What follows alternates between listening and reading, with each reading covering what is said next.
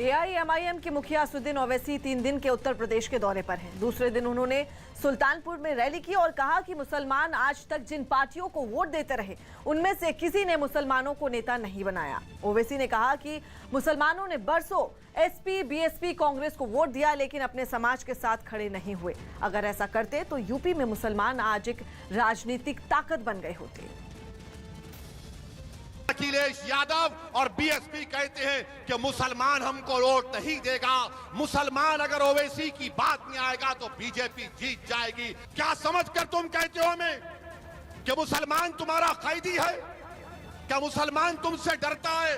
ओवैसी का मिशन साफ है, उत्तर प्रदेश के मुसलमान को एकजुट करके एआईएमआईएम के झंडे तले जुटाना, ताकि वो प्रदेश की आबादी के करीब 20% हिस्से का ज्यादा से ज्यादा वोट अपने लिए लामबंद कर सकें। इसलिए ओवैसी ने अयोध्या के बाद दूसरे दिन सुल्तानपुर में मुसलमानों को अपना राजनीतिक संदेश दिया। मजलिस यही चाहती है कि आपके दरमियान में किसी को एक नेता बनाया जाए, आपकी एक सियासी लीडरशिप को, क़यादत को मजबूत किया जाए, जो इन तमाम नाम निहाद सेकुलर पार्टियों से आजाद हो। कि आपको नेता बनना है।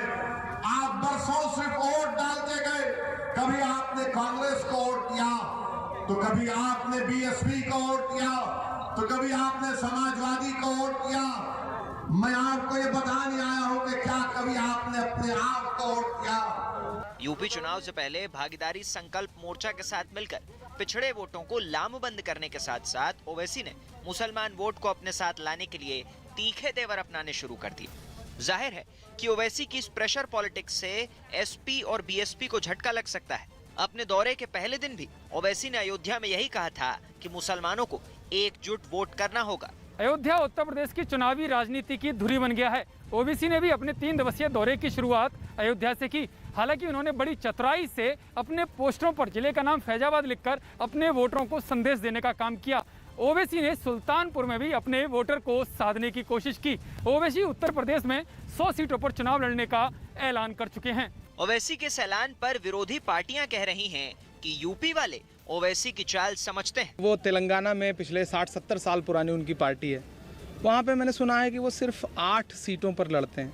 8 यहाँ 100 पे लड़ रहे हैं, जहाँ संगठन के लेवल पे उतना काम भी नहीं है, जहाँ कुछ दिन पहले ही उनकी पार्टी ने अपना पदार्पण किया है। ऐसे में उत्तर प्रदेश की जनता को समझना पड़ेगा। ओवैसी पकड़ बढ़ाने के लिए यूपी के बाहुबली रहे नेताओं के परिवारों को भी पार्टी से जोड़ रहे हैं। पूर्व सांसद अतीक अहमद का परिवार मंगलवार को एआईएमआईएम में शामिल हो गया। अतीक अहमद की पत्नी ने ओवैसी के सामने पार्टी की सदस्यता ली। मुंबई की गिरगांव चौपाटी से एक हैरान कर देने वाला वीडियो सामने आया। वहां सड़क पर चलती हुई कार में एक धमाका हुआ, जिसके बाद कार से आग की लपटें उठने लगी और बीच सड़क पर आग के गोले में तब्दील हो चुकी कार को देखने के लिए वहां भीड़ इकट्ठा हो गई। बताया गया कि कार के सीएनजी सिलेंडर में ब्लास्ट से अचानक आग लगी और फिर चंद सेकंड में इसने पूरी कार को अपनी चपेट में ले लिया। खबर लगते ही वहां तुरंत दमकल विभाग के लोग पहुंच गए, जिन्होंने आग को बुझाने की कोशिश की। इस दौरान सड़क के दोनों तरफ से आने वाली गाड़ियों को रोक दिया गया। आग लगने से कार पूरी तरह बर्बाद हो गई और कुछ मिनट में कार की जगह सिर्फ कबाड़ का एक ढांचा बचा दिखा।